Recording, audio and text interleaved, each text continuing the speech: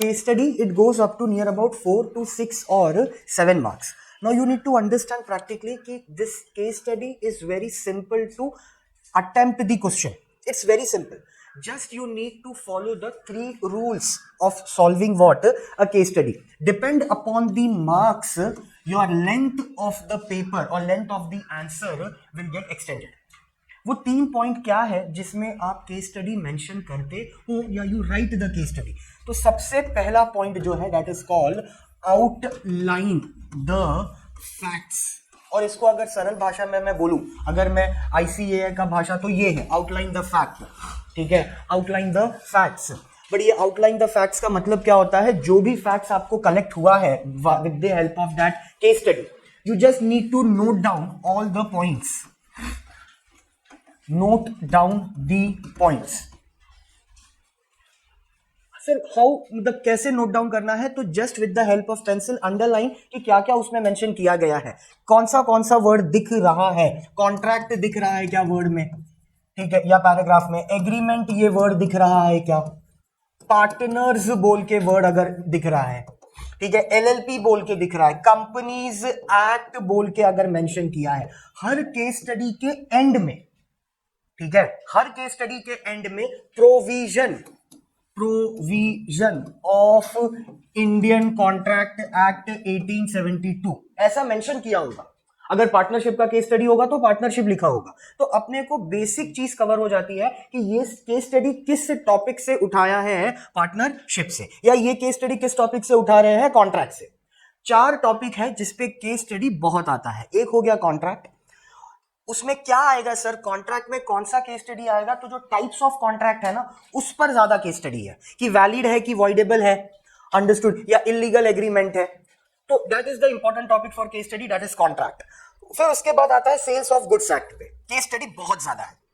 उसमें क्या है? गुड्स का जो क्लासिफिकेशन किया गया है उस पर केस स्टडी है, अंडरस्टूड. फिर तुम्हारा अनपेड सेलर जो है and the rights of unpaired seller, उस पे केस स्टडी है. Then you have a concept called implied condition and express condition warranty. वो एक टेबल था ना, sale by description, sale by sample, sale by description and sample, उस पर case study है. ये पॉइंट को छोड़ना नहीं है, क्योंकि अगर ये सब पॉइंट हम इग्नोर कर रहे हैं तो हमारा केस स्टडी का जो पर्सपेक्टिव है वो थोड़ा सा प्रॉब्लमैटिक हो जाएगा, because this topic carries huge amount of weightage for case study as well as for long answers. Long answers कितने मार्क का है सर? वो भी इसी कैटेगरी में जा रहा है, 4, 6, 7. ठीक है, जो भी चीज मैं बोल रहा हूं वो चीज तुम चेकआउट कर सकते हो from the site of ICAI. वहां पर प्रीवियस ईयर क्वेश्चन पेपर तुम ढूंढोगे तो सबसे पहला December 23 का क्वेश्चन पेपर है, उसको डाउनलोड कर लो, उसमें यही चीज लिख रहे हैं. Getting my point? तो 4 मार्क्स, 6 मार्क्स, 7 मार्क्स इसी रेंज में जा रहा है.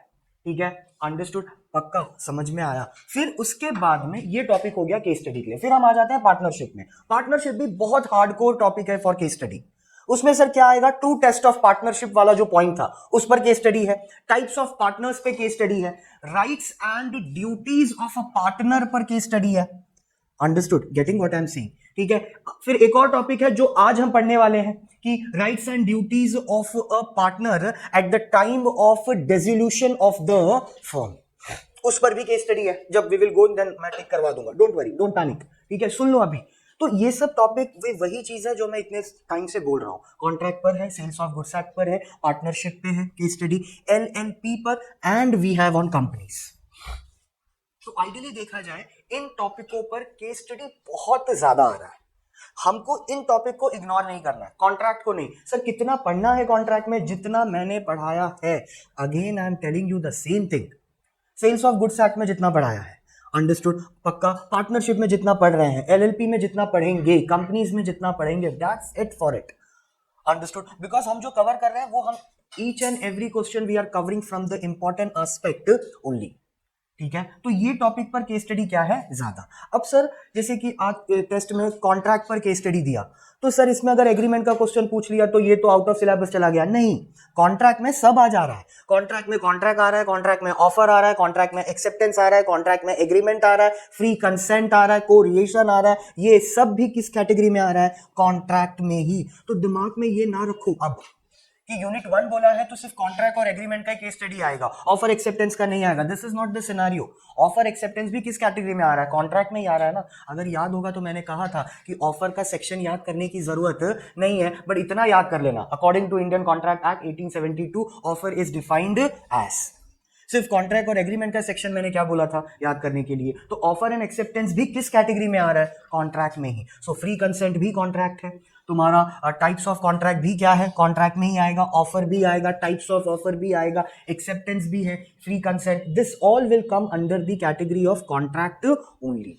तो फ्राइडे के टेस्ट में अगर ऑफर एक्सेप्टेंस पे केस स्टडी आ रहा है तो same logic you need to apply, कि पहले सबसे पहले ये वर्ड चेक कर लो, आउटलाइन द फैक्ट्स। आपके केस स्टडी में किन चीजों के बारे में बात किया है? फर्म बोला है, कंपनी बोला है, एबीसी बोला है, ठीक है, या ए ने बी के साथ कॉन्ट्रैक्ट किया है या एग्रीमेंट किया है, तो यहां से वर्ड समझ में आ जाता है कि अच्छा यहां से अपने को निकालने का है।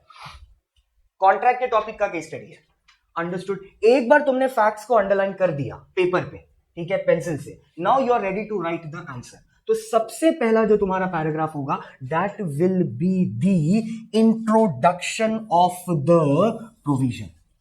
तो फर्स्ट पैराग्राफ तुम्हारा क्या है? Introduction of the provision. Introduction of the provision. Introduction of the provision का मतलब होता है कि कानून के बारे में आपको लिखना पड़ेगा कि according to section 2 sub section E. ई है क्या कॉन्ट्रैक्ट का? सब सेक्शन ई है क्या? नहीं, एच। तो section 2 sub section H of the Indian contract act 1872 contract is defined as. लिख दो definition, simple as that. Sir सिर्फ कॉन्ट्रैक्ट वर्ड हमको केस स्टडी में लिखा, हम क्यों डेफिनेशन लिखने को जा रहे हैं? This is a glamour to the paper. 4 marks तुमको सिर्फ 2 सेंटेंस के लिए कोई नहीं देगा, ट्राई टू अंडरस्टैंड, ठीक है? Did you getting my point? All India rank आता है ना इसमें, सीए में, सीएस में, फाउंडेशन में, तो समझो कोई तुमको 2 सेंटेंस के लिए तुमको 2 मार्क देगा नहीं। अगर 70 प्लस लेना है, 80 प्लस जाना है, तो उसके लिए थोड़ा सा आपको ग्लैमर, इंट्रोडक्शन, ये सब चीज क्या करना है? मेंशन करना है। एनी हाउ उस वीडियो में भी वही आदमी बोल रहा है, स्पीड बढ़ाओ, लिखो लिखो लिखो, that is only the main Mantra, understood? क्योंकि पेपर कंप्लीट करना जरूरी है। I will show you the paper also, ठीक है? तो पेपर लेंदी है, और ये सब चीज जो कर रहे हो तुम, प्रोविजन मेंशन कर रहे हो, इसमें 2-3 सेंटेंस चला जाएगा, ठीक है? और अगर ऑफर एक्सेप्टेंस का है, अगर ऑफर का सेक्शन याद है तो ठीक है, नहीं याद है वापस लिख दो, according to Indian contract act 1872 offer is defined as. क्योंकि केस स्टडी हमारा किस पे है? ऑफर का, ऑफर पे केस स्टडी है। तो सर हमने कॉन्ट्रैक्ट का क्यों लिखा? ऐसे इंट्रोडक्शन, फिर हम सर ऑफर का भी लिखेगा डेफिनेशन। हाँ लिख दो, इसी में लिखो, प्रोविजन में, फर्स्ट पैराग्राफ में, ताकि फर्स्ट पैराग्राफ तुम्हारा थोड़ा सा क्या हो? लेंदी हो। It shows that the person or the candidate or the aspirant knows something about the contract. Law के बारे में उसको कुछ तो पता है, ये शो होता है, इसके लिए बच्चे लिखते हैं, अंडरस्टूड? पक्का? Then you underline it, definition को। फिर हमारा फर्स्ट पैराग्राफ हो गया, तो फर्स्ट पैराग्राफ में डेफिनेशन आ जाएगा, इंट्रोडक्शन आ जाएगा, सेक्शन है तो सेक्शन आ जाएगा, कौन सा कानून का केस स्टडी है, उस केस स्टडी का उस लॉ का डेफिनेशन लिख दो। जैसे पार्टनरशिप का पार्टनरशिप के केस स्टडी है, XYZ आर पार्टनर्स, उनके बीच में झगड़ा हो गया, फर्म डिसॉल्व हो गया, केस स्टडी यही बोल रहा है, हमको समझ में आ गया, ऊपर से हमको केस क्या हो गया? समझ में आया।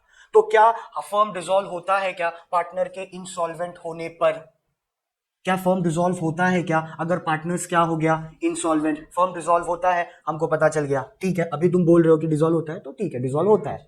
हाँ बेटा, हाँ मेंशन होना चाहिए एग्रीमेंट में कि डिसॉल्व होगा अगर पार्टनर्स क्या हो गया? इंसॉल्वेंट। तो हमको केस स्टडी समझ में आ गया कि ये case study insolvency of partner पे बात कर रहा है। अब इसमें हम सबसे पहले इंट्रोडक्शन में क्या लिखेंगे? सेक्शन डेफिनेशन ऑफ पार्टनर्स का। तो according to Indian partnership act 1932 partners का डेफिनेशन लिख दो, ठीक है? फिर दोनों के बीच में प्रिंसिपल एजेंट रिलेशनशिप है, that also you can write. Mutual agency है, वो भी लिख दो। एक अच्छा सा इंट्रोडक्शन पैराग्राफ बना के you need to mention there, ताकि 7-8 लाइन उस पर तुम्हारा जाए, ठीक है? एक बार फर्स्ट पैराग्राफ हो गया, now the second part. Second part talks about analysis of the case. The second important point talks about analysis of the case. अब इसमें तुम सेकंड पैराग्राफ में हेडिंग डालो, यही हेडिंग डालो, एनालिसिस ऑफ द केस। थोड़ा सा अच्छा लग रहा है वो, ठीक है? ये हेडिंग डाल दो। अब इसमें तुम क्या लिखोगे? Sir now read the case study. जिन लोगों का नाम लिया गया है उसी के नाम से तुम केस को एक्सप्लेन करो। एनालिसिस का मतलब क्या होता है? समझ के अपने भाषा में क्या करना, एक्सप्लेन। तो सर कैसे स्टार्ट करेंगे हम पहला सेंटेंस? तो as above case study shows mister Mrinal is a partner of the firm called XYZ। Sir ये मृणाल कौन है? वो उसमें लिखा है, ठीक है, as a sentence, comma. Now according to Indian partnership act, if the agreement shows, partnership agreement, partnership deed, understood, shows that the firm will get dissolved if the partners become what?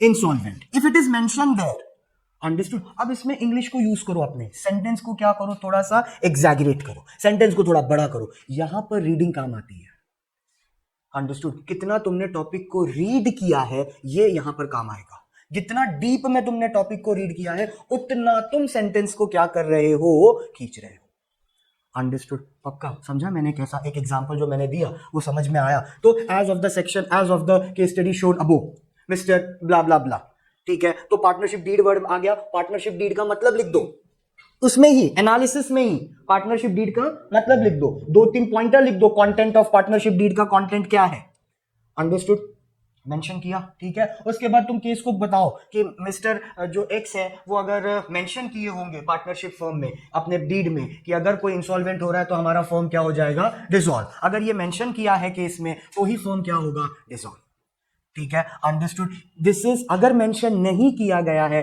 Then it is totally depend upon the consent of all the partner whether the firm need to be dissolve और not. See ये तुम अपने से डाली, case में, case पढ़ के यही सिर्फ दिखा समझ में आया कि क्या फर्म इंसॉल्वेंट हो सकता है क्या, क्वेश्चन मार्क, हो सकता है क्या। तो हम भी बोल रहे हैं कि सर अगर लिखा होगा तो क्या हो जाएगा, डिसॉल्व हो जाएगा, लेकिन सर अगर नहीं लिखा होगा तो डिसॉल्व होगा भी। हम 2 आंसर दे रहे हैं सर, आप एक पूछ रहे हो हमसे, आप मुझसे सिर्फ एक पूछ रहे हो कि क्या फर्म डिसॉल्व होगा क्या, मैं आपको ज्यादा दे रहा हूं क्योंकि I know it but I need to show it where on the paper, so that helps me to get score good marks. फिर ये सेकंड हो गया, ये भी जाना चाहिए कम से कम 12-15 लाइन, ठीक है। मैं अगर 15 लाइन बोल रहा हूं तो तुम दिमाग में 20 पकड़ो, क्योंकि तुम 2-3 सेंटेंस तो भूल ही जाएगा उधर जाके, 100% श्योर है, ठीक है। सो एक बफर स्टॉक हम बोलते हैं, बफर का मतलब है कि थोड़ा ज्यादा ही पकड़ के चलो, ठीक है, क्योंकि वी नो ना हाउ वी आर, तो इसके लिए। फिर थर्ड जो तुम्हारा पार्ट है that is called conclusion. Third part will be called as conclusion / recommendation।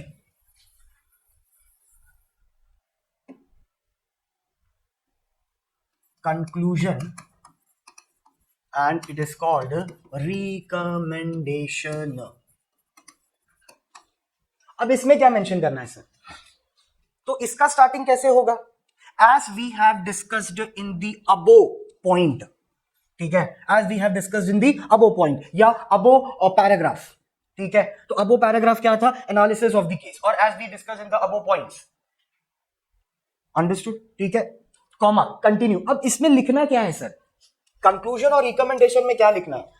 Simple है, it is what you can say concluding part of the case study. तुमको एक नया आर्ग्यूमेंट नहीं देना है, try to understand. Ultimately you need to write what is return in the module. Don't be judgementive. Judgementive का मतलब क्या हो गया? हाँ, ओ मत दो please, for God sake I am telling you, don't give any new agree argument, ठीक है। तुम लॉ को या लॉ के चीजों को चेंज करने जाओ मत, that is the biggest difference between other subject and this.